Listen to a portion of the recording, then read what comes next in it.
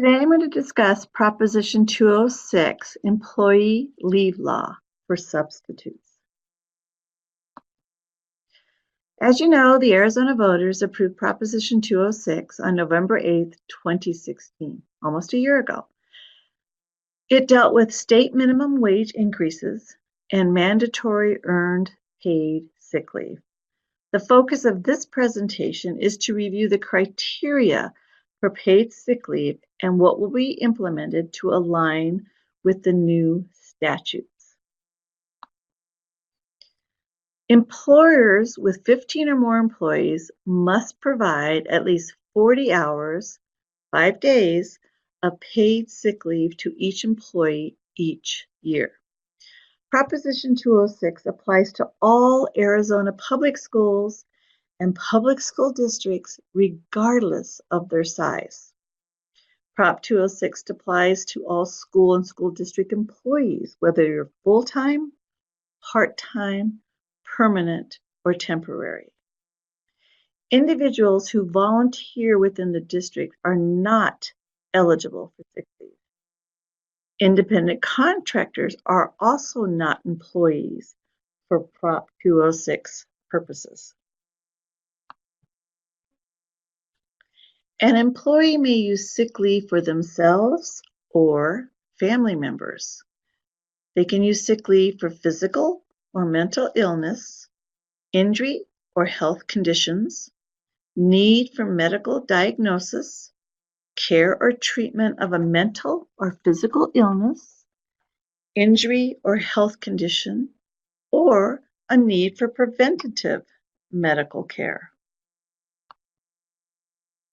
Accrual of paid sick leave must be at least at a rate of 1 hour of leave for every 30 hours worked, except that accrual of paid sick leave can be capped at 40 hours.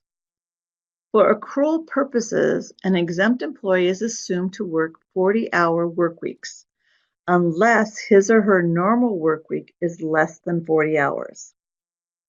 An employee who is terminated and then rehired within a 9-month span must be credited with paid sick leave that had accrued as of the date of termination.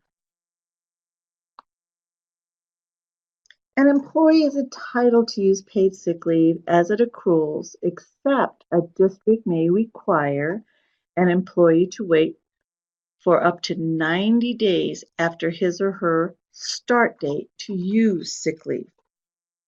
At its discretion, a district may loan an employee paid sick leave. Paid sick leave may be used in the smaller of hourly increments or the smallest increment that the district payroll system uses to account for absences. An employee's accrued paid sick leave must be carried over from year to year unless the district chooses to pay the employee for the leave at the end of the year. If a district purchases an employee's sick leave, the employee must be provided the required minimum amount, 40 hours, of paid sick leave for his or her immediate use at the beginning of the following year. An employee may request use of paid sick leave orally, in writing, by electronic means, or by any other means acceptable to the employer. An employer can require an employee's paid sick leave request to include the expected duration of the leave. When the need for leave is foreseeable, the employee must make a good faith effort to provide the employer with advance notice and must make a reasonable effort to schedule the leave during a time that will not unduly disrupt the employer's operations.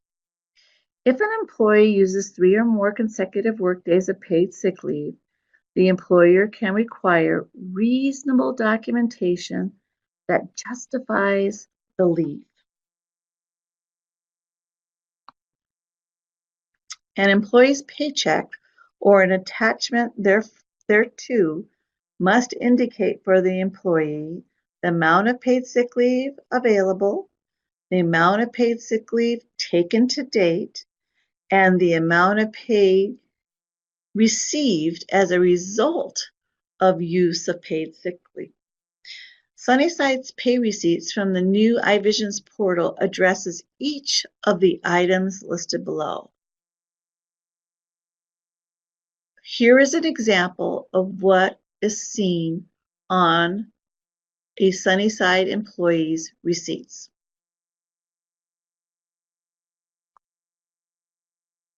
So how will Sunnyside implement this?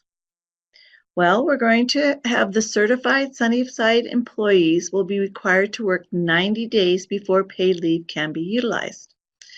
This will be tracked by the substitute coordinator. A classified substitute employee will be required to also work 90 days of the 6-month probationary period listed in board policy before leave can be utilized. Policy is currently being adjusted to reflect the 90-day requirement that is in the statute. Classified and certified substitutes will accrue paid leave at a rate of 1 hour of leave for every 30 hours worked. Again, our new iVision system is able to track the accruals and list this information on our substitute pay receipts. Once a classified or certified substitute accrues 40 hours, again, which equates to 5 days of paid sick leave, they will be capped for the year in the iVision system. A classified or certified substitute can use paid sick leave in an hourly increment up to the number of hours they worked in a day. A classified or certified substitute can use paid leave for themselves or for their family members for the following reasons: mental or physical illness, injury or health conditions, need for medical diagnosis, care or treatment of a mental or physical illness, injury or health condition, or need for preventative care. An employee may use paid sick leave to undertake specific activities if the employee or a family member of the employee is a victim of domestic violence, sexual violence, abuse, or stalking. Again, these will be added to current policy. A classified and certified substitute accrued paid sick leave will be carried over from year to year because classified and certified substitutes will not be compensated for accrued sick leave upon termination of their employment.